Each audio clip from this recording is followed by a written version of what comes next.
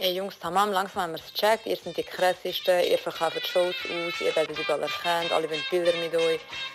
Aber beruhigt euch bitte, ist gut. Was geht ab, Chilo 385? Ewa und Abdi Süd. Wir sind bei Kurz und Bündig. Die zwei Kurven mit dem beschissensten Podcast. wie hat der Melodie. Ey, ich schwöre ihr zwei. Irgendwann, ich verwünsche euch und nachher sehen wir. Okay?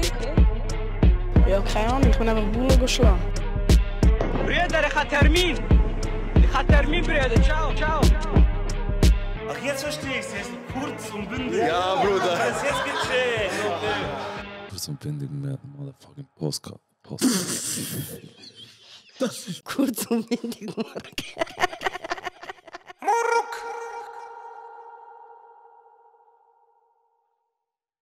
Nein, los jetzt ohne Scheiß. Okay. Ich habe etwas auf Instagram gesehen. Ja. Und das wollte ich dir gerne zeigen. Okay, The Gram.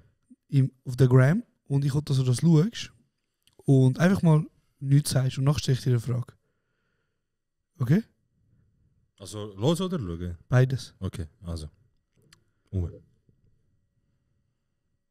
Quartier in Emmenbroek und wir... Hoi miteinander, wir wollen alle im gleichen Quartier in Emmenbroek Hast du gesehen schon? und wir gehen häufig ins Emmencenter. Kommt mit Kommentar.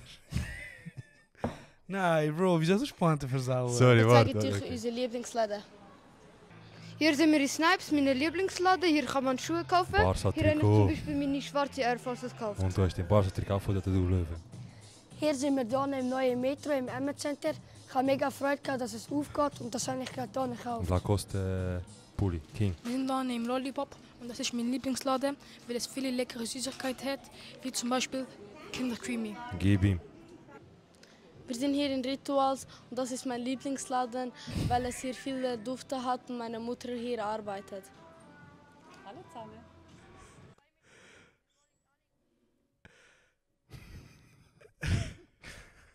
Nicht wissen, wieso ich Mädchen nicht gesagt habe. Also, Bro, ja, genau. Ich wollte dich fragen, was ist echt der Top-Kommentar? Ey, Bro, ich sage aber, meine Süßigkeit im Lollipop. Bro, ich bin gestorben. Ohne Scheiß. Ich lebe Also, Kommentare auf Instagram. ja, also auf jeden Fall, es sind 4 kleine Kids. Und dann... Die sind in dem Emmencenter. Genau. Und ich weiß nicht, wie die das geschafft haben, dass Emmencenter kleine Kinder anwerben, zum so Influencer-Video etwas machen. Ja, vor allem, dass der eine der Sohn ist von jemandem, der das schafft. Und nachher kommt die Mutter ins Bild. Und wie soll ich das jetzt elegant sagen? Sag's normal. Die Mutter ist eine attraktive junge Frau. Sieht gut aus, ja. Und sieht gut aus. Ja. Ich hätte jetzt gewusst, dass die wahrscheinlich in Emmenbronx wohnt. Ja. Nur schon von der. Und dann kommt sie ins Bild und ich meine, man denkt sich so, man schaut das Video und ein normaler Mensch wie ich und du denken sich so, okay, da ist ein Mensch. Ja. Und dann gehst du auf den Kommentar und der oberste Kommentar ist, die Mutter hat ganz ein Video übernommen. Nachher schreibt Rituals neue Lieblingsladen. Oh mein Gott. Nachher schreibt einer, hallo Mutter. Oh Gott, ich bin gestorben, Bro, ich bin gestorben. Ich kann dir das wieder zeigen. Nächster Kommentar, Ad von Mutter? Fragezeichen. Ad von Mutter. Oh Bro, ich kann nicht mehr können. Genau, aber was ich eigentlich will fragen ist so, findest du es nicht wild, dass da kleine Kinder als Influencer schon trainiert werden von so... Ich frage mich einfach, was die für Cash bekommen. Wahrscheinlich wirklich ein Gucci so. So, 50 Franken Snaps Gucci. Du kannst doch gerne Snaps. Ich kann nicht mal Schuhe mit dem, ich habe 50 Franken. Alter, crazy. Wirklich crazy. Vielleicht sind sie auch fair entlohnt worden, ich weiß doch nicht.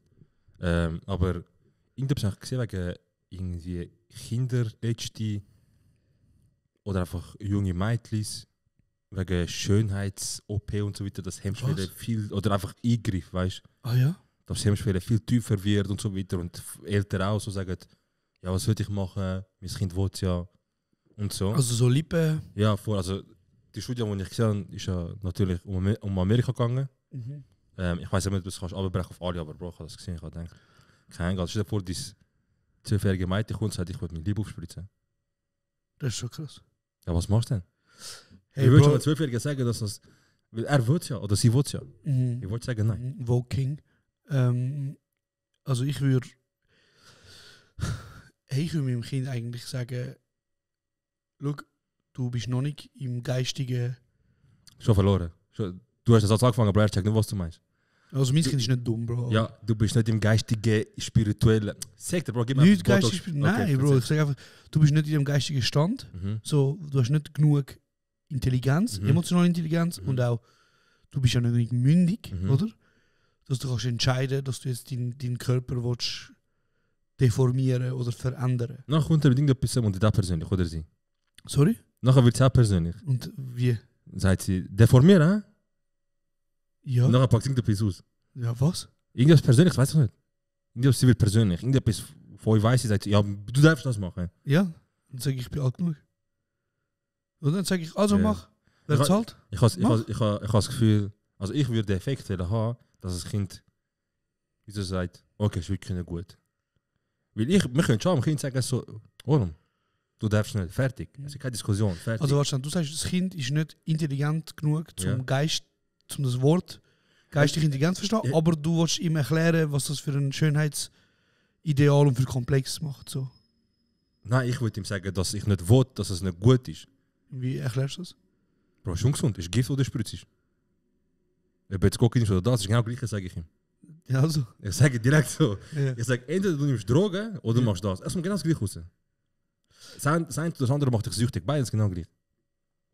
Nur ist das andere einfach teurer als Drogen. Und das ist kein Trip. Also ist schon krass. Ich muss ehrlich sagen, ich habe irgendwie vor ein paar Jahren eine Partnerin gehabt, die das gemacht hat. So. Wo hat ihre Lippen aufspritzen lassen, beziehungsweise einfach sich visuell verändern. Okay, andere Frage. Ja. Hat schon mal eine Partnerin von dir etwas an sich gemacht, ob das jetzt nur Haarenfärbe ist oder etwas Größeres, und es hat nicht gut ausgesehen oder überhaupt nicht so, und du hast geschaut und du so, nein, das sieht gut aus. Sag.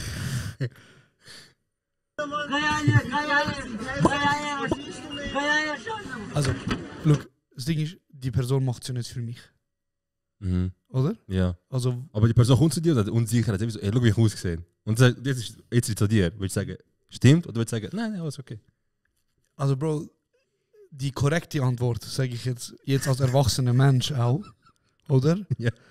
Ich würde sagen, hey, look, das kommt wahrscheinlich aus der Unsicherheit raus, von dir drin. und du hast das gemacht. Und das ist in Ordnung. So, wenn du es willst, so, Hauptsache du bist glücklich. Oder? Ich stelle mir jetzt vor, ich komme mit einem kaputten Fade. Mein Baba hat mich gefickt. Er hat mich gefickt, du kommst zu mir und sagst, du sagst mir das. Ja, Bro, das ist etwas anderes. Nein, Bro, das ist etwas anderes. Weil ein Fade, der vergeht nach 2 Wochen, Bro. Spätestens. Ja. Aber wenn sie kommt, Bro, und du siehst auf einmal, geil, ich muss nicht mehr ein Schluchboot kaufen, um im Fluss zu schwimmen, sondern ich kann mit dir chillen. Das ist ein Unterschied, Bro. Würdest du dir dann sagen, ich sage, ey, einfach fett ein Schluchboot auf der Lippe, oder würdest du sagen, nein, Schatz, bist du happy? Ja, dann bin ich auch happy. Eben, Bro, ich sage jetzt mal, vor ein paar Jahren habe ich sehr, und das ist für mich ist das ein sehr interessantes Thema, weil ich finde wirklich, jetzt man kann gerne Witze darüber machen, ich bin auch voll in. Mich ist nur ein Wunder, wie die anderen Männer drauf sind. Aber eben grundsätzlich ist es so, ich glaube, dass man sich die Lippen aufspritzen lässt, oder? Das ist ein Internet-Slang übrigens, wo ein bisschen in die Richtung geht, das nennt sich so Bimbofication. Also sich im amerikanischen Slang, im englischen Slang redet man dann davon, dass sich Frauen wie so visuell verändern. Okay. Und eben das Wort nennt man dann so Bimbofication, oder man macht sich zu einem Bimbo, das ist das Wort, das benutzt wird, offiziell. Und man sieht dann, oder viele Menschen oder viele Männer verbinden das ja mit billig. Ja, voll. Oder? Billig. Und in vielen Köpfen der Menschen ist, wenn jemand so aussieht, mit aufgespritzten Lippen oder operiertem Dekolleté oder was auch immer, sagt man also mit Fett, dann sagt man dann wie so, gut, die Person ist wahrscheinlich billig, ist wahrscheinlich dumm, oder? Und es gibt eine Bewegung, die geht dagegen und sagt, schau, ich bin eine erfolgreiche, schlaue, starke Person, Frau, und ich entscheide mich so auszusehen, um dagegen zu wirken. Verstehst du? Mhm. Also grundsätzlich ist der Hate gegenüber dem, von mir vor allem eben vor ein paar Jahren, sehr auf dieser Schiene gewesen, dass ich gesagt habe, das ist billig, das ist peinlich. Mhm. Es ist ein bisschen Slut-Shaming, weißt du? So, man sagt, wieso du machst dich jetzt, wenn du deine Brüste machen lässt zum Beispiel und nachher... Dann machst du ja, dass man sich sieht. Dass man sich, also, ja. Und also weißt du, so, fühlen, ja. Genau, oder? Und das ist ja sehr ein negativer Aspekt eigentlich. Was geht es mich an? So, mach was du willst, so wenn du dich wohlfühlst damit. Was ich, also die Gesellschaft hat halt einen gewissen Blick drauf, oder? Und der ist vor ein paar Jahren in meiner Realität auf jeden Fall viel stärker gewesen. Ich habe gedacht, jeder, der sich Lippen machen lässt, ich habe das peinlich gefunden, weißt du? Ich habe so gedacht, wieso machst du das? So, was willst du? Willst du, dass sich mehr Männer geil finden? Also weißt du so. Mhm. Ja, der Classic, ich bin auch 18 oder so gewesen, oder weiß ich nicht, so Macho, Bro, und dann 24. Deine Partnerin schminkt sich und dann sagst du, Bro, jung und du, weißt du, wieso schminkst du dich? Voll. So, du hast nicht, Bro, so, das sag ich dann nachher, aber so, du nimmst so viel mit, wenn du deine erste Beziehung hinter dir hast, Bro. Er ist krank. Aber zurück zu der eigentlichen Frage. Genau, aber ich okay, holst du dich aus. Okay. Genau, wenn es das Problem ist. Ist kein Problem, ich weiß der Podcast.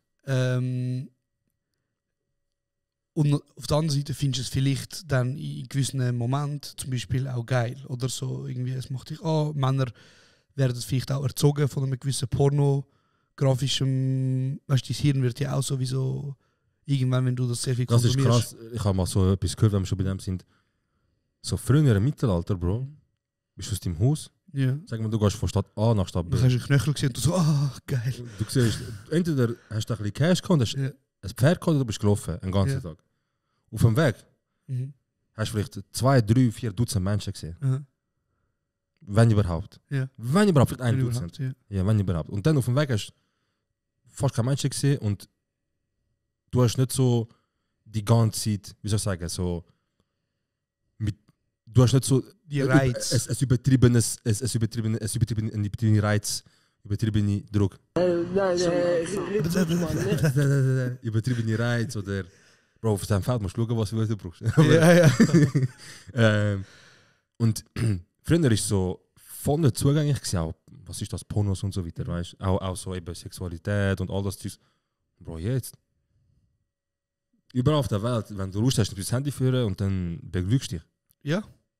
Und du tust ja auch die ganze Zeit deine Hormone, wie so, also weißt du. Ja, es ist voll ungesund, Alter. Du bist die ganze Zeit so die ganze Zeit siehst du Sachen, die du geil findest, krass findest und eben, so. Es sind einfach so viel mehr Reiz. Und nachher killt das einfach in dein eigenes Ding. Ja, das ist ganz schön. Dein eigenes quasi, was haben wir, dem Trieb oder so. Libido. Oder was haben wir, und dann bist du so mit deiner Partnerin, willst du intim werden und nachher kannst du nur das. Ich habe das Gefühl, das ist nur das richtig. Einmal hat jemand so in einem Podcast über Pornosucht geredet. Dann hat er so gesagt, ja, Pornosucht ist eben schon etwas Schlimmes. Weil es fängt an damit, dass du ein Porno schaust, wo irgendwie heisst, Girl gives you a blowjob. Und du schaust es und weißt so, du kommst. Es langt dir. Er so, Monate vergönnt. Auf einmal heisst es, zahllose Frau auf Crack. Gibt 5 Mann. Gag 3000. Und er so, auf einmal langt es nicht mehr. Du bist drin. Du bist drin. Aber genau, es ist jetzt ein humorvoller Blick auf das natürlich. Ja. Aber genau, was ich wollte sagen ist, wieso es ist sehr eine Bipolarität, weil man verurteilt das, weil es billig ist und weil es nötig ist und du bist wie so, halt, ich habe schon mal erzählt von dem Madonna-Hure-Komplex so. Und gleichzeitig, wenn du dann intim bist mit ihr zum Beispiel, kann sie das dann hure geil finden, oder? So, oder du gehst dann trotzdem Pornos schauen und schaust vielleicht genau so gemachte Frauen, oder? Und dann ist wie so, also weißt du, du findest es geil, du wichst drauf, aber deine eigene Frau darf das nicht. So. Aber eben, und ich finde, ich kann rein gesellschaftlich, wieso habe ich mich da verändert und ich versuche das weniger verurteilend anzuschauen, so wenn du dich willst, also weißt, was ist der Unterschied zwischen, wenn du deine Lippen machen lässt und wenn du deine Haare transplantierst? Es ist ein und der gleiche Scheiß. Ja. Am Ende vom Tag machst du es für dein Wohlbefinden. Voilà, oder? Ich werde meine Haare machen nächstes Jahr, Bro, und ich weiß, also ich verstehe das, Ja. Wenn Menschen zum Beispiel so ein bisschen zurückhaltend sind und sich schämen und sagen, hey, wenn sich Leute fragen, hey, du hast mal voll so, hast du deine Haare gemacht? Ja. Ich kann nicht darüber reden, ich verstehe es. Ja. Wiederum aber verstehe ich es auch nicht. Mhm. Weil unter dem Strich mache ich ja das, um mich wohlzufühlen.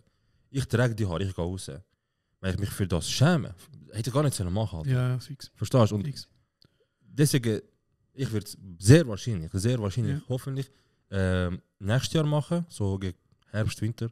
Ja. Nehme ich mal an. Und so schaue ich, aber es wird gegen Ende nächstes Jahr passieren, Bro. Und dann keine Ahnung, Alter. Nimm mich wunder, wie es aussieht. Es macht voll Wunder, Alter. Bro, schlussendlich, es ist ja wie auch wieder ein Eingriff, oder? Wo du machst, damit du dich wohler fühlst. Ja, oder? 100%. Und darum sage ich, so rein, dadurch hat sich meine Meinung sehr stark geändert, so, ob du jetzt Botox machen willst oder ob du da, ob du deine Lippen machen willst, ob du deine Täter machen willst, was auch immer so, you do you. Was halt einfach gefährlich ist halt wie so, wie bei ganz vielen Sachen, wir haben einfach keine Studie darüber. Also es ist ja wie so, ich habe letztens irgendwo wieder gelesen, dass man wie so merkt, all das Zeugs, das in deinem Körper, wenn du dir irgendwelche, ich weiß nicht, was die Fachbegriffe sind, aber wenn du dir irgendwelche Sachen in dein Gesicht rein mit der Spritze spritzt, um nachher irgendwie Botox haben oder irgendwie vollere Lippen oder straffere Haut, ist ja wie so rausgekommen, das baut sich gar nicht komplett ab, wie bisher gedacht, oder weißt du da mehr? Kein Plan, also ich habe mal letztens eben alles nur halb Wahrheiten. Ich glaube, ich habe etwas gelesen, wo es darum gegangen ist, dass es nicht schädlich ist, grundsätzlich. Aber eben, dass es nicht ganz abbaubar ist. Ist ein Fremdkörper. Ist einfach eben bis zu einem gewissen Maß schon okay, wenn du aber übertreibst, dann haben sie eben so, glaube ich, ich weiß nicht, was es für Scans, wie man die nennt, aber es hat so einen Scan gezeigt vom Kopf. CT-Scan. Und dann so wie, hey, da ist jemand, der viel Menge und auch länger schon Botox macht und du siehst zum Beispiel, es bleibt drin, es geht nicht weg. Aber wenn du die betreibst, ist auch nicht schlimm. Keine Ahnung. Bro, unter dem Strich, es ist Wohlbefinden, fertig. So, es ist, ob jetzt deine Augenbrauen zupfst oder ob jetzt Haare pflanzt oder ob jetzt deine Brüste machst oder deine Lippen, scheißegal. Ich sage einfach, das einzig Gefährliche ist einfach, dass es mittlerweile eben, es gibt ja offensichtlich einen Trend, oder? Man tut ja wie so, man macht das jünger, man ist offener darüber. Einfacher zugänglich auch, ja. Einfacher zugänglich, was ja eigentlich okay ist. Ja. Aber auf der anderen Seite ist dann wiederum so, du vergiftest ja gleich. Also weißt du, so, das kommt ja alles aus einer Unsicherheit raus. Ja. Oder? Also irgendjemand hat ja mal, die Gesellschaft hat ja irgendwann mal behauptet, okay, wenn du dünn bist, bist du schön.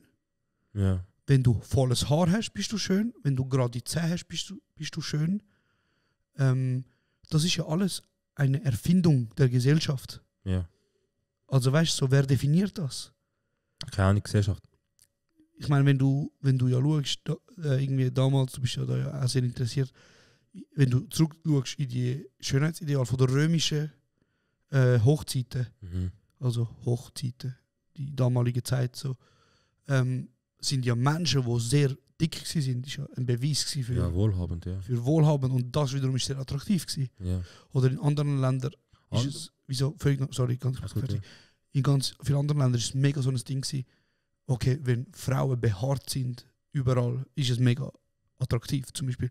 Und bei uns ist es jetzt ja mehr so, Frauen müssen kahl sein und dürfen keine Haare haben, keine Makel haben. Ja,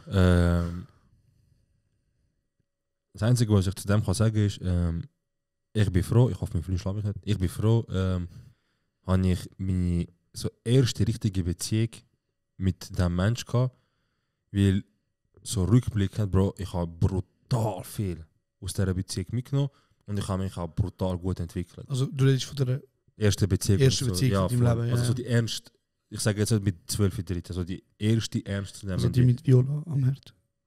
Ja, genau. Ja, genau, bevor sie ins Militär gegangen ist. Yeah. Und wie soll ich das sagen? So, du hast wahrscheinlich das auch gehabt, wie die meisten von uns auch, Bro. Niemand ist also gleich wie er mit 16, 17, 18 war. Jeder macht ein bisschen Charakterentwicklung und Persönlichkeitsentwicklung und so weiter. Aber es ist nochmal etwas anderes, wenn du dich in Aspekt von Beziehung und Partnerin noch ein bisschen weiterentwickelst. Bro, ich habe mega viele schöne Sachen mitnehmen, ich habe mich mega weiterentwickelt. Hätte ich eigentlich nicht gedacht, weißt du, so, von so, keine Ahnung, man, eben so von Macho-Getue zu mal so hinterfragen, wieso, warum, ist das gut, ist das nicht gut. Voll. Und es hat mir sehr geholfen. Und ich weiß nicht, ob sie das los oder nicht, aber ich hoffe, es geht dir gut. Und danke vielmals für die Sachen, die du mitgegeben hast. Und ich kein Alter, es hat sich auch auf die zukünftige Beziehung abgefärbt. Ich kann echt, bin auch happy gewesen, wie ich mich da verhalten habe in der Beziehung und so, wie ich auch rausgekommen bin aus dem. Und das ist schön gewesen, das kann ich nur jedem am Herzen legen, Mann. Ich weiß nicht, Beziehungen gehen zu Ende, Beziehungen entstehen und so weiter. Also nicht nur so Liebesbeziehungen, weißt du, auch so Partner und auch kollegial und was auch immer.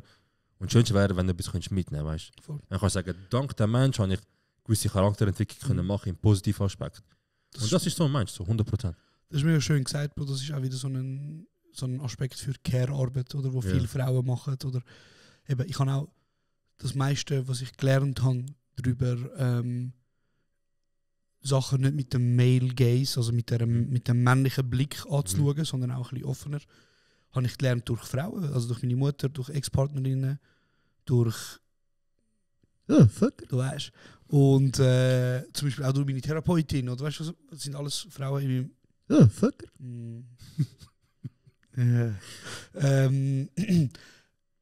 und das sind wie so Bro, das sind wie so, also das ist Arbeit, die geleistet worden ist, oder? Wo mich auch durch mein kritisch hinterfragen, aber auch durch sehr viel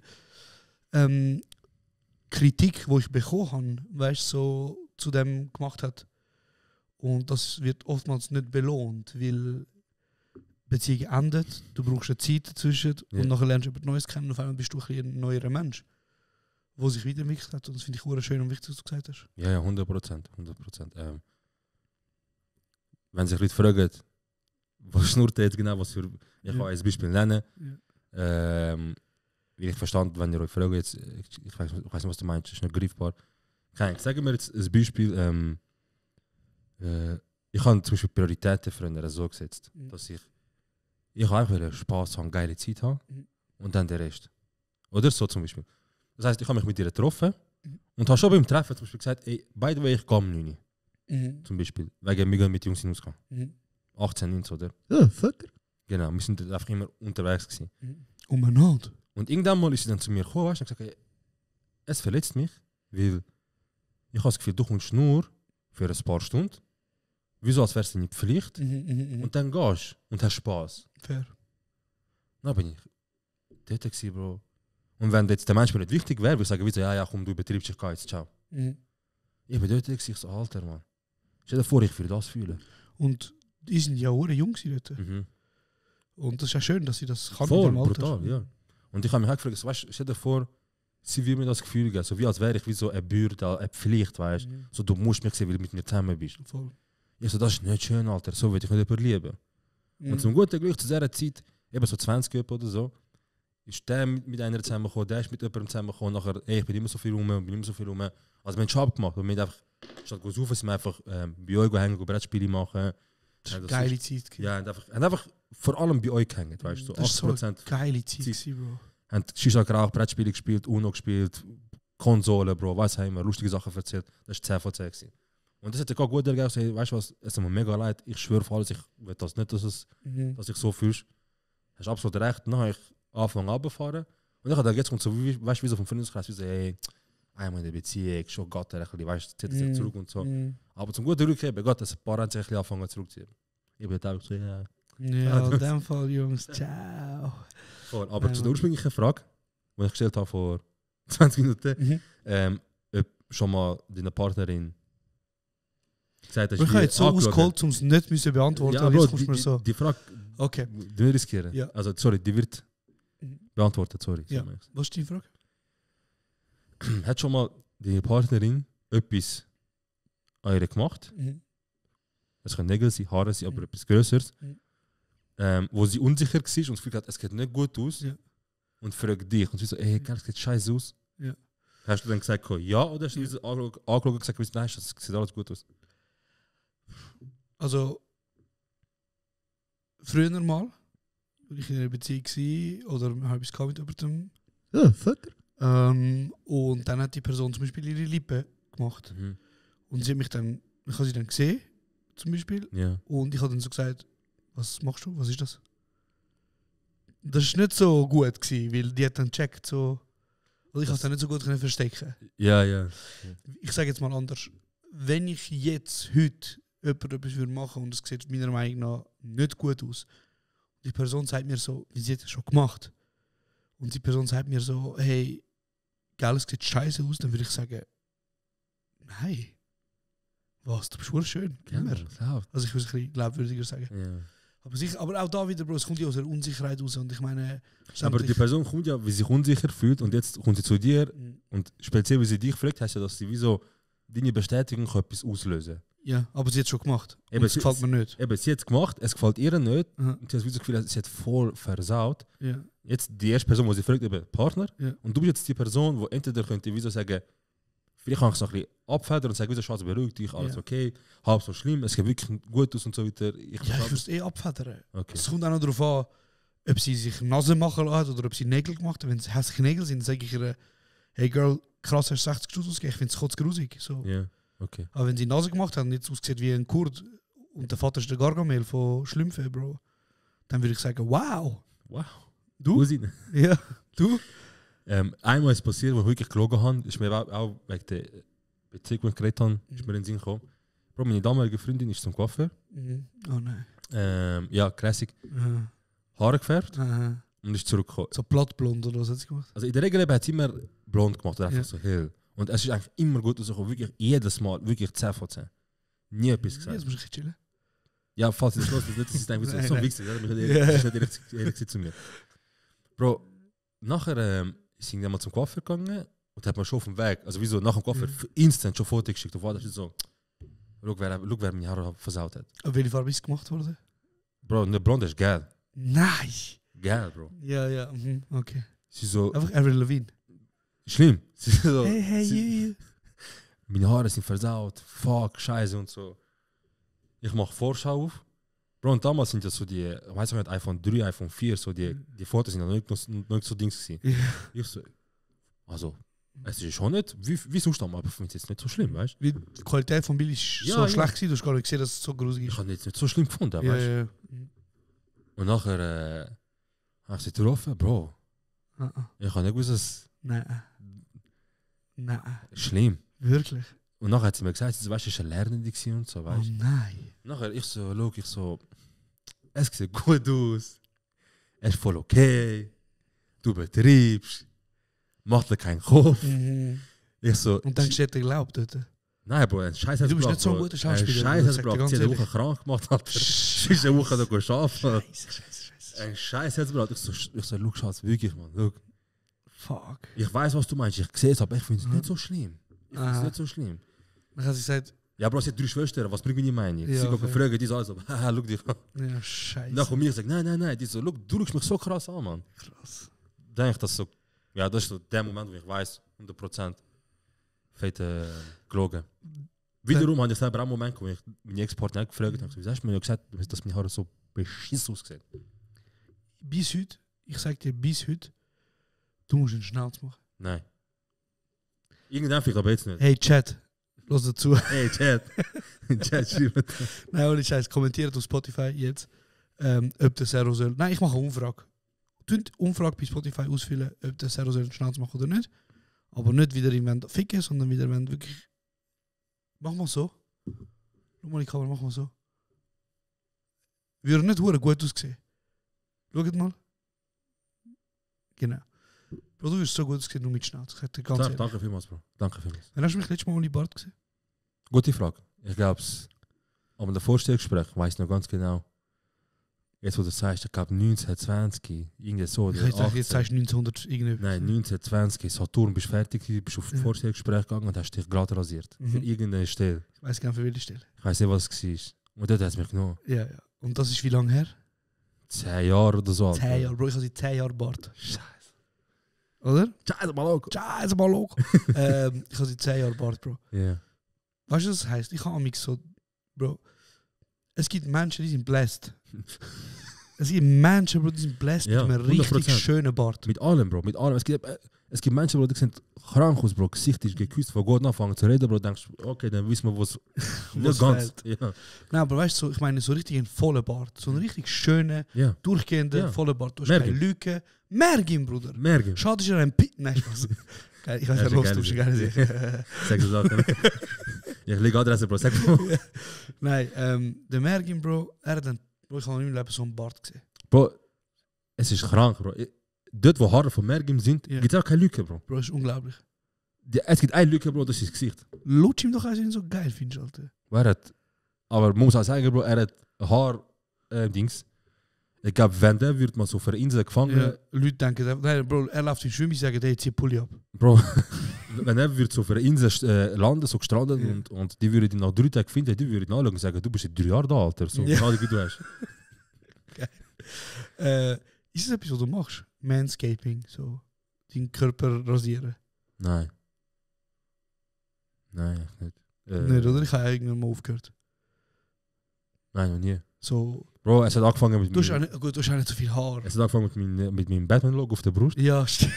Und jetzt habe ich voller und das ist okay. Ja, und so sonst anstellen, an deine Schulter oder so? Jetzt, sorry, das so genau, aber jetzt kommt so ein unschuldiger Ort, wo es mich stresst, ja, so Rucken, Bro. ja, das Es gibt's. nervt. Genau, aber du machst nicht. Ich habe Freundin, Bro, ich tue es nächstes Mal bitte, hey, Ja, mach es gibt mal also das. Enthaarungscreme. Irgendetwas, Bro. Ja.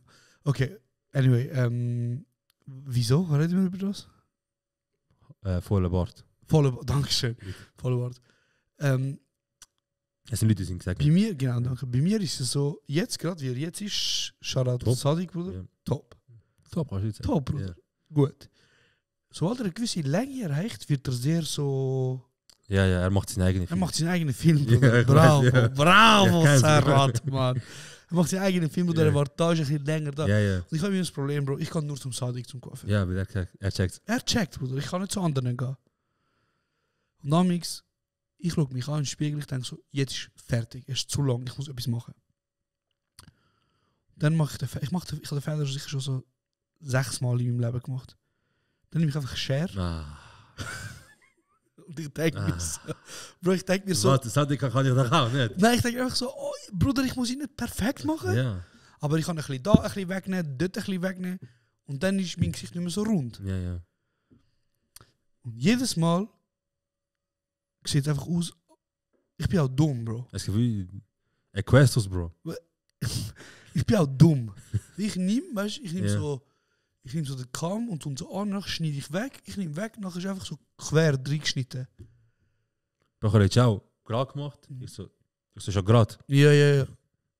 Ich mache so gerade. Ja. Ich tu wieder kämen. Haare so. Ey, Ich oben Bro. links. Ich so, ja, easy, chill. Und dann, ich habe nämlich wirklich auch Mühe gehabt, ich bin nicht aus dem Haus gegangen. Mhm. So, für mich ist das Schlimmste, was passieren kann, wenn du den Bart versaust. Ja. Weißt du, wer mein Bart einmal versaut hat? Ja, wo es zu kurz gemacht hat. Ja. Ja. Weißt du wer? Ich weiß nicht, was es ist, aber... Weißt du, was ich weiß... Winti? Mhm. In der Stadt, oder? Mhm. Der hat ein versaut, Bro. Dein Onkel, Bruder. Ich habe ihm Barley gebracht. Bro, einmal kurz zweiten Brüche bei ihm. Und ich weiß nicht wieso, aber ich bin so bei ihm gewesen und ist so eigentlich auch so 12, 13. Mhm. Und er hat kurze Haar und ist so simpel, hat die Haar gemacht und jetzt der Typ steht auf. Ja. Also kannst du sagen, der Kunde. Also der Kunde kommt rein, Ja. sagt Haare kurz. Haare kurz. Haare kurz, er erklärt, wie er es will, hockt an, noch geschnitten. So, ich schaue den Fade an top. Mhm. Er steht auf, Mhm. zahlt, ich so wirklich 10 von 10 aus. Ja. Zahlt, dreht sich um, läuft raus, ich schaue ihn an. Hinten, da. Ja. So. Nein, schräg. Ich so, Onkel, wie hast du ihn gefickt? Ja. Er so, weg, ich so, schau, es ist nicht gerade, ich denke, es ist schräg. Er so.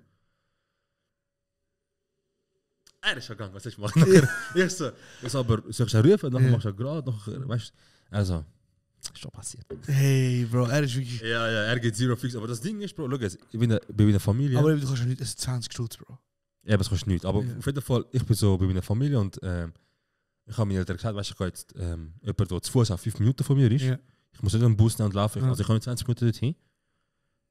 Ich habe neue. Nachher ist natürlich mein Vater, ja, wieso machst du so und so, geh doch zu uns. Weißt du, und ich so, aber wieso gehst du dem Nafri? Nachher, ich so, Bruder, look, ich verstehe, geht zu uns nicht. Ich bin jahrelang zu uns nicht gegangen, ich habe jahrelang uns die Leute, meine Kollegen gebracht. Erstens hat er meine Reputation gefickt, zweitens hat er mich gefickt und drittens fickt er mich jetzt sicher auch ab mit einem Jahr. Ja. Deswegen gesagt, so, look, ich gehe zum anderen. Meine Mutter so, look, wirklich und so, weißt du, besser zum anderen und so, easy line doch. Jetzt gehe ich zum anderen. Also zuerst bin ich beim Habibi Dings gewesen, gerade neben dem Istanbul, der Hollywood, nicht Hollywood sage ich. Neuros Coiffeur. Gehst du nicht mehr zum Bruder? Wenn es zeitlich drin liegt, ja. Aber jetzt ist gerade einer beim Bahnhof aufgegangen. Gerade so wirklich auf die Höhe quasi Kuhn. Quasi, wirklich. Einer von uns? Ja, 5 Minuten, Bro. Ich bin angeguckt, also wo bist du? Ich so, Gott, schau, weißt du? Er so, ja, weißt du, schau. Ja, krass. Gott, gewisse sind Kurden und so. Jetzt gehe ich bei dem. Macht gut, in dem Fall. Top. Dein Bart in letzter Zeit ist top. Top, er macht wirklich gut. Ja. Oder sie machen es wirklich gut. Kein lustig. Es ist so, letzte Zeit reingekommen. Er sagt, ciao, Tobias, ich habe einen Termin auf die 12. Er schaut so auf die Uhr, er ist Viertel ab. Bruder, 5 Minuten bitte. Ey, nein. Er sagt, Bruder, manchmal ist der Rest, weißt du? Ey, nein. Ja, Mann. Ich habe eine andere Frage, Bro. Was ich gestern auch mit meinem Cousin besprochen habe. Kindergarten. Kannst du dich noch an deine Kindergartenzeit erinnern? Ich habe eine ganz schlimme Geschichte vom Kindergarten. Ich kann mich an Kindergarten so gut wie gar nicht erinnern, aber eine Szene ist in meinem Kopf geblieben. Die wird, glaube ich, noch bis ich pensioniert bin oder bis ich stirb in meinem Kopf bleiben. Weil ich habe sie jetzt in meinem Kopf. Erzähl. Ich weiß nicht wieso oder warum, aber in erster Linie sind wir Kinder, wir sind hyperaktiv, wir schreien, wir spielen, was auch immer, Kindergarten, oder? Und unsere Lehrerin, ich weiß nicht, wie sie heißt, ist so, jetzt, wo ich sie vor mir habe, habe ich unterschrieben, alternativ Linke. Ich weiß genau, wie sie aussieht, alternativ links, Bro. Sie hat wie der John Lennon ausgesehen, einfach im Weiblich. Verstehst du? Ja. Und mit den Haaren, alles, schon Bro. Damals? Alles, Bro, alles. Ja. Hat sich richtig gestunken. Und irgendwann mal, Bro, ich habe nur 1, 2 Erinnerungen im Kopf. Eine ist davon, dass meine Eltern mal vorbeigekommen sind. Und die zweite Erinnerung ist, schaut auch da Laila, falls du das los ist. Was? Laila heisst sie. Deine Lehrerin? Nein, die, wo ist der Gott. Ja. Ich weiß nicht, was passiert ist, Bro. Aus dem Nichts, Bro. Sie hat auch meine Lehrerin, Laila ihre Haare, Bro, vom Zimmer bis ins Ende. Bro, vom Kinderzimmer. Was? Aus dem Nichts, Bro. Was? Vom Kinderzimmer bis ins Elternzimmer und sie zieht, Bro, weißt du? Was ist Kinderzimmer? Was ist Elternzimmer? Elternzimmer, von unserem Schulzimmer, sorry, wow. Aha. Von unserem Schulzimmer ist Lehrerzimmer. Ja. Ich bin voll nicht da. Im Kindergarten? Ja. Oh, ihr habt Kindergarten gehabt, dort, wo auch Schule ist? Nein, eben nicht. Wir haben nur einen Kindergarten gehabt. Es sind so 2, 3 Kindergartenklassen. Okay. Verstehst du? Ja. Bro, und sie packt sie einfach. Laila, Bro. Wieder viel, weißt du, so, weißt du, und sie zieht sie einfach mit den Haaren. Und wir sind im Kreis, wir einfach dort so. Oh mein Gott. Schaut so raus. Sie kommt wieder. Rastet sie aus. Hockt dran. Wer rastet aus? Lehrerin, rastet wieder aus, hockt an. Laila im Make dort so. Mutter kommt, holt Laila ab. Easy. Eine Stunde später wieder ausrastet.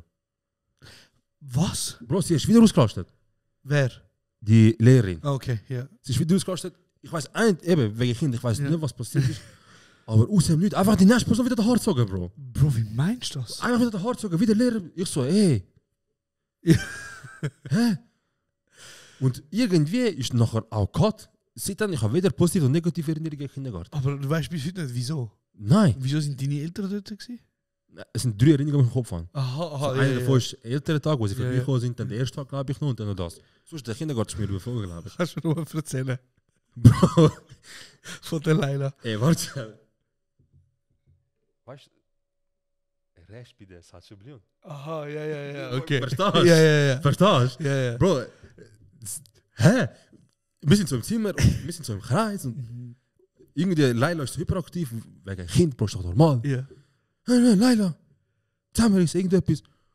Bam, packt sie die Haare, Bro. Alter, das ist die einzige Regel, die du hast. Die einzige Regel, die du als Lehrperson hast. Wirklich, wie nicht handgreiflich. Schlag dich nicht. Ja, wie nicht handgreiflich. Bro, sie hat es einfach so gepackt, zieht sie die Haare und bis hinter das Lehrerzimmer. Bro, wir haben einfach so können mitschauen, so. Alter. Fast 4D-Experience, Bro. Wir haben einfach so können mitschauen, wie sie bis Alter. Mutter anruft, kommt zurück. Ja. Und bis heute frage ich mich, was mich unternimmt, weil du eben erst mit der Zeit checkst, hat echt Leila das ihrer Mutter gesagt? Hat das Konsequenzen gehabt, Bro? Ich glaube nicht, dass Konsequenzen. Ich weiß eigentlich nicht, aber das ist so meine einzige Kindergartenerinnerung, die ich habe. Das ist heavy. Aber das ist auch wiederum ein Beweis dafür, dass die Lehrpersonen einfach wirklich völlig überfordert sind. Maximal. Du hast so viel. Bro, soll ich dir erzählen, meine Geschichte von. Ja. Die hat mich, Bro, die Geschichte weiss, glaube meine Therapeutin und vielleicht nochmal 2 Leute. Vielleicht habe ich es dir auch erzählt. Geil, jetzt aus der Öffentlichkeit. Also bist du sicher? Ja, also, aber es ist heavy. Okay, dann, also. Für mich irgendwie, wenn ich so. Es ist ein sehr prägender. Okay, dann. Okay. Also, Bro, look.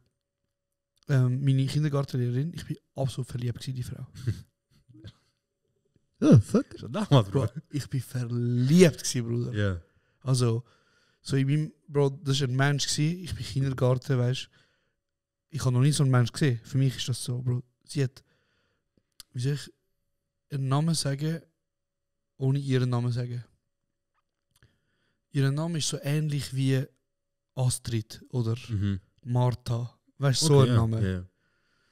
Und sie ist, hast du auch, als ich so 4 war, habe ich mega Mühe gehabt zum Einschätzen. Für mich ist alles ab 23 bis. Du bist für mich entweder von 23 bis 40, die Leute sind gleich alt gewesen im Kopf.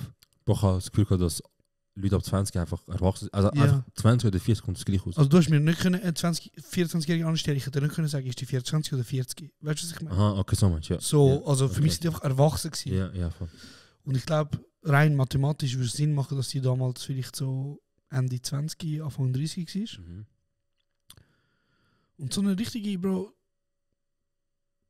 so Zürich-Oberland, junge Frau. Mhm. So Sommersprossen hat sie gehabt, ist lang gsi, also gross. Yeah. So ein bisschen braunblond Haar, keine Ahnung. Für mich ist das, Bro, ich bin unter Kurd aufgewachsen, weißt du, für mich ist das so, ich habe noch nie gesehen. Aber ich habe mich wirklich verliebt in die Frau, so. Als Kind hast du einen Crush gehabt. Ja. Blonde Schweizer Frau, Gottepass hast du gesehen? Gottepass habe ich gesehen. Bro, und nachher, ich hatte ein Problem im Kindergarten, weil ich habe nur Hochdeutsch geredet und Kurdisch, also Sasa. Yeah. Ich habe ja Türkisch erst angelernt. Ja. Und wie ich in Österreich geboren bin, habe ich nur Hochdeutsch geredet und dann noch so einen Hurensohn Hochdeutsch. Ja. Weißt du? Ja, Alter, gegessen, Alter. Ja, so. Passt nicht. Und alle Kinder haben mich gecancelt. Mhm. Also die haben sich lustig gemacht über mich, keiner will mit mir spielen. Das erinnert mich an irgendeine Geschichte, die schon mal passiert. Habe ich das echt schon mal erzählt? Nein, aber irgendein Österreicher, der gecancelt wird. Ah, gut, das habe ich gemalt. Ja. Bro, ich wollte mit Lego spielen, keiner will mit mir spielen. Bro. Und irgendwann hat das nachher angefangen, ich habe einfach alle Kinder verprügelt. Okay. Jeder, der mir schräg kam, ist schlapp. Ging in mein Buch, ja. Bro, erste Kinski, zweite Kinski, scheißegal, alle inkassiert. Und es hat, glaube ich, 5 oder 6 ältere Gespräche gegeben. Nicht. Sie haben nichts ändern. Einfach, jemand ist gemein zu mir, ich habe seine Mutter gefickt. Ja. So. Du hast sicher gesagt, willst du mit mir spielen? Sie haben mir gesagt, nein, ich habe den Kopf genommen und den Ameisenhof reingedrückt. Ich bin jetzt spielen mit dir. Bitte. Ich habe diese Szene noch ganz genau im Kopf. Einer hat mir so gesagt, ey, da hat rote Ameisen, also hat es da einen Schatz. Dann habe ich gesagt, nein, das stimmt nicht, oder so. Und dann hat er mir einfach den Zeigefinger gezeigt. Also der Mittelfinger. Ja, der so nicht traut. Er hat sich nicht traut, ja. Weil er gewusst, die haben jeder so, Tobias, wir sehen das. Ja, genau. Wir sehen das, was du machst. Bro. Und mir ist egal, es hat sogar ein weirdes Kind gegeben, das damals so Hörgerät hatte. Bro, für uns damals ist was ist los? Wir haben uns damals gedacht, es ist ein weirdes Kind. Ja, und das Kind hat auch Würmer gegessen. Regenwürmer. Bro, Kinder, die essen komische Sachen. Regenwürmer, Bro. Bro, es gibt Leute, die essen Böck, immer noch als Erwachsene, man. Ja, weißt du, so Sachen. Ich habe sogar mit dem hängen, nicht mal der will mit mir hängen, Bro. Weißt du, was ich meine? Schon gut, Bro. Ich habe es gleich erlebt, sorry. Bro, nein, du hast mindestens Brüder gehabt, bei mir keiner will hängen, Bro. Yeah. Mutter, 3 Jobs. Nein. Elterngespräch nicht gebracht. Yeah. Irgendwann, Bruder, ich sage dir, ich schwöre, in meinem Kopf, das ist meine Villain-Arc. So, wenn ich mal irgendwann ein Bösewicht wird, das hat es angefangen. Bruder, ich kann Garderobe, meine Mutter hat damals einfach wegen der Jobs so Mühe gehabt, zum pünktlich erscheinen, zu mich abholen, ein bisschen länger warten. Und nachher bin ich so Mittagszeit gsi, ich bin allein in der Garderobe gsi, Bro, ich schwöre auf alles, es ist kein Film. Tamam? Ja. Bruder, Türen gehen auf, einfach so 3, 4 Zweitklässler. 3, 4 Zweitklässler, ja. Ja, 3 bis 4 Personen Ja. aus der 2. Klasse. Ja. Ich bin im ersten Kinski. Du bist erst okay. Wie alt ist mein erster Kinski? 6. 5, 6. Die sind 8. Ja. Bruder, die haben mich in den Kreis genommen. Und für in meinem Kopf, Ja. ich weiß nicht wie, aber in meinem Kopf ist die mich kaputt geschlagen. Ja. Also hast du geschauft und Ja, geschlagen voll, und so voll. gesagt, was schlägst du unsere Brüder? Ja. So, die haben sich einfach zusammengetan und mich verprügelt. Ja. Bruder, ich habe brüllt, aber so grusig brüllt, Mhm. weißt du, mit so Tränen überall Voll. und so. Bruder, ich weiß noch, ich schwöre, das hat sich in mein Hirn reingebrannt, Bruder. Ich schaue auf, ich sehe einfach meine Kindergartenlehrerin. Nichts Und machen. Sie schaut mich an, Bro. Sie schaut die Kinder, sie läuft einfach weg. Wie heißt sie? Ich kann das sagen jetzt nicht, Bro. Wieso? Nein, Bro, schon gut. Aber Wieso? Bro, das hat mein Leben gefickt, Alter, Bro. Scheiße, Mann. Ach, Scharmuta, Mann. Deine Siebschaft, Alter. Du und deine dreckige Familie und deinen dreckigen Job, den du ausführst, Mann. Du bist Und zum nichts zu gebrauchen. In meinem Kopf, Bro, Ja. ist jahrelang gewesen, sie hat die angestiftet, Ja. um mich zu schlagen. Voll. Für mich Herz gebrochen, Bruder, alles ja. am so Arsch. Die, die du hübsch findest und so die, die du so schön findest, die Lehrerin. Weißt du, und wahrscheinlich, ich sage jetzt mal, also wahrscheinlich haben die das einfach gemacht und sie hat es halt mitbekommen, aber hat nichts gemacht. Weißt du, wenn sie denken, wieso, look, ich komme immer wieder Problem, also Anruf über wegen Josh. So quasi, vielleicht checkt er es so. So, ich komme, ich kann mir vorstellen, wieso denke, wieso, ich komme immer wieder Telefon über, muss immer länger arbeiten wegen Josh. Ich sehe nichts, ich höre nichts. Ich habe gar keine Lust, jetzt mich einmischen. Voll, aber ich glaube nicht, dass sie es gemacht hat, also weißt du, dass sie das ausgelöst hat. Nein, aber, das nicht. Aber das ich habe das als Kind lang gedacht, Bro. Ja. Was ich aber glaube, ist einfach, dass sie so gefunden, dass sie wahrscheinlich gedacht hat, look, wer nicht hören will, muss spüren. Und ich sage dir etwas, Bro, Ja. sie dort, bis und mit erste Oberstufe, ich habe niemanden gecancelt, ich habe niemanden geschlagen. Es hat schon seine Wirkung gehabt, weißt du? Ja. Aber ich habe auch einen Schiss gehabt. Jedes Mal, wenn irgendwie jemand mich angefickt hat, habe ich mich gerade so, weißt du, was ich meine? Ja, fix. Scheiße, Mann. Bro, der Grund, wieso ich jetzt sorry, kannst du Ja. erzählen? Alles gut. Der Grund, wieso ich mein Handy vorgenommen habe, ist, es gibt etwas noch, was ich gerade zu diesem Thema auch noch sagen will. Aber ja, Bro, das hat wirklich, das ist etwas, wo jahrelang, weißt du, wo ich auch lange nicht mehr darüber nachgedacht habe, aber ich glaube, das hat damals wirklich, also weißt du, so meine Erziehung, mein Erwachsenenleben oder der Rest von meinem Grosswerden, Ja. beeinflusst, Bro. Und jetzt stell dir mal vor, was das für ein Vertrauensbruch war für mich, weißt du, so als Kind. Ja, Mann, das ist crazy. Ist nicht wenig, Bro, ist nicht wenig. Ist wirklich nicht schön, Bro. Man sagt ja immer so die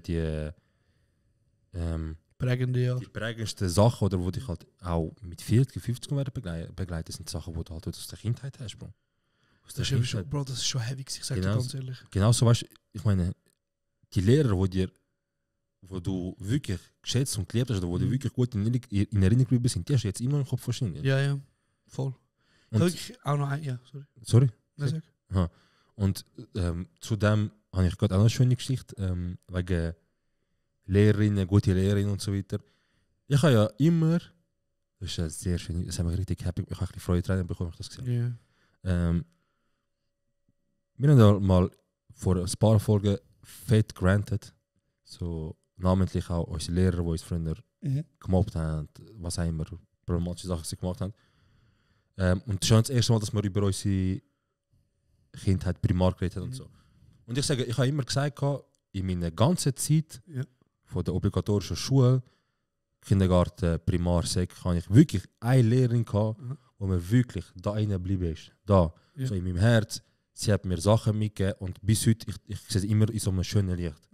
So ein richtig lieber Mensch, weißt du. Und jetzt heisst sie ja Frau Wohnlich. Von der hast du ein paar Mal erzählt. Genau. Jetzt schau mal, was ich für ein Mail bekomme vor ein paar Tagen. Nein. Bist das wirklich du? Serhat, der im Schulhaus Dorf in Oberin in meiner Klasse saß? Nein. Ich glaub's nicht. Lese eben über die preisgekrönte Podcast und stoße auf deinen Namen. Melde dich mal, wenn du Zeit und Lust hast. Würde mich freuen. Liebe Grüße, Wohnlich. Ist schön. Bro, Mann. Ich habe Gänsehaut, Bro. Ich habe das gelesen. Sie hat uns auf unseren Dings geschrieben, auf unserem Kontaktformular hat sie geschrieben. Oh, wirklich? Ja. Oh, ist das schön. Hey, ich habe das gelesen und ich so, oh mein Gott. Weil ich habe gerade erst vor kurzem über Frau Wohnlich gedacht und mir Sorgen gemacht. Ich glaube, sie ist eher ein bisschen alt. Bitte verstehen Sie mich nicht falsch, verstehen mich nicht falsch, aber ich habe wieder gedacht, hoffentlich geht es ihr gut und hoffentlich ist sie unter uns, weil ich würde sie zu gerne noch einmal hören. Und ich habe es auch meinen Eltern gesagt, sogar meine Eltern haben sie gut im Bild, Bro, gut im Kopf. Weil sie ist die einzige Lehrerin gewesen, die effektiv auch Beziehungen mit den Eltern von den Kindern versucht hat aufzubauen. Sie hat mal ein Grillfest veranstaltet, wo sie alle Eltern von uns zu ihrer Heim privat eingeladen haben. Krass, schon damals? Zum Grillen, Bro. Krass. Zum Grillen, Bro. Sie hat gesagt, jeder kann kommen. Weißt, lernen wir uns kennenlernen. Das sind Brückenbilderinnen. Ja, Bro. sie hat im Fraufeld gewohnt, wir sind vorbeigegangen, Bro. Ich weiß noch ganz genau, meine Mutter hatte einen Schiss gehabt, weil sie hat einen schönen Hund gehabt, einen grösseren. Meine Mutter hat Angst gehabt vor Hunden. Immer noch. Ja, wir haben dort bei ihr im Garten schön fein gegessen. Schön Aussicht gehabt. Bro, sie ist an meinem Sinn nicht, kann ich dir sagen. Nein, Bro. Sie ist an meinem Sinn nicht, kann ich dir sagen. Fuck, man, ist das schön. Bro, triff dich mit ihr? Ich schreibe ihr, ich schwöre. Lass sie zum Kaffee, zum Kuchen. Ich gehe zu ihr vorbei auf einen Kaffee, ich meine es Bro, mach das, Bro, das ist schön. Das ist etwas, Bro. All die guten LehrerInnen, die unser Leben geprägt haben, die hören das nie. Ja, wirklich. Wir werden irgendwann erwachsen und dann checken wir. Ich habe auch schon ein paar Mal versucht mit meinem Lehrer, der damals unser Leben absucht hat. Der ist jetzt in Graubünden, der ist nach uns wieder auf Graubünden gegangen. Ja. Kontakt aufnehmen und einfach mal so hören, was er macht, wie es ihm geht. Und ich glaube, es ist mega schön für Menschen, dass sie, wie man so wissen, ey, ihr könnt eigentlich so viel bewegen. Extrem. Also ich sage dir ja, ich bin 30. Ich bin grundsätzlich der Meinung, wenn ich jetzt mit 30 noch Sachen weiss aus meiner Kindheit, ich weiss, dass ich sie wahrscheinlich noch mit 90 wissen. Ja, man, wirklich. Deswegen ich weiss, dass das ein kranker Effekt ist, was sie hat, weil ich weiss immer noch, wer sie ist und ich weiß immer noch, was sie gemacht hat und es mich immer noch wundert, wie sie da geht zum Beispiel und so, weißt. Und automatisch sind das für mich Zeichen, wo ich merke, okay, gut, der Mensch ist nicht nur ein Lehrerin für mich. Schön, Mann, wirklich schön. Brutal. Bro, es ist sehr emotional, finde ich, und sehr schöne Folge gewesen. Wir haben über sehr viele schöne Sachen geredet. Ich habe nochmal einen Song, das ist schon gut angekommen letztes Mal, wo ich gerade finde, das rundet das alles sehr schön ab. Ja, Mann, und an dieser Stelle danke ich euch vielmals fürs Zuhören, fürs Bewerten und Zero sagt jetzt noch etwas anderes. Danke vielmals für euren Support. Nicht vergessen, folgen, bewerten, umteilen und ganz schöne Woche. Wir lieben euch. Tschüss, ciao zusammen.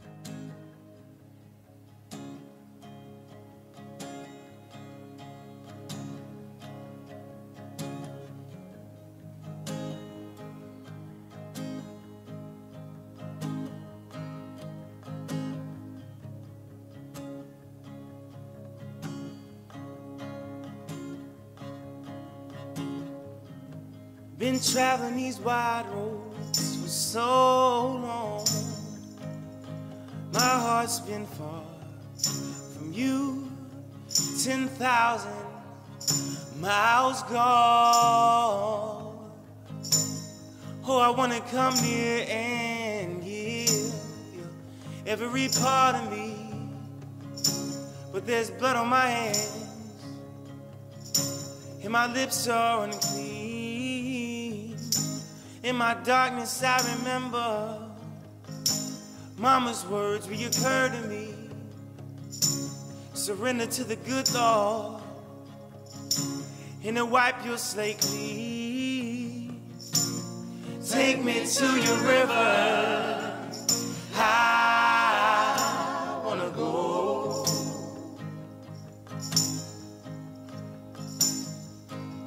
Go.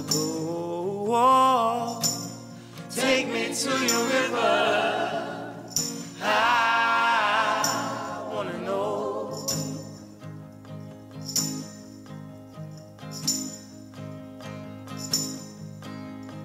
Dip me in your smooth waters, I go in. As a man with many crimes, come up for air.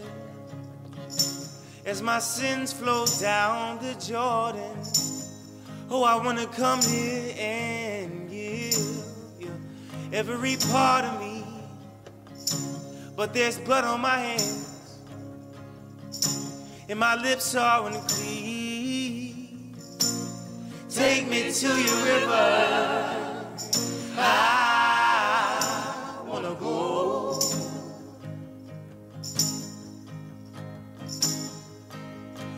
Go.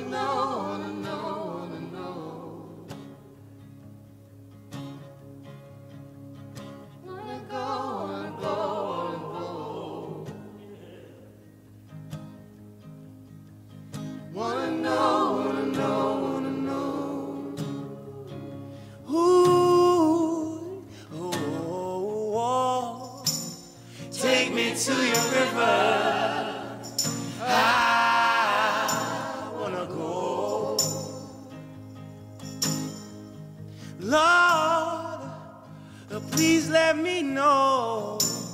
Take me to your river. I wanna know. Genau, wenn du bis dahin gelost hast, dann wünsche ich dir wirklich eine wunderschöne Woche.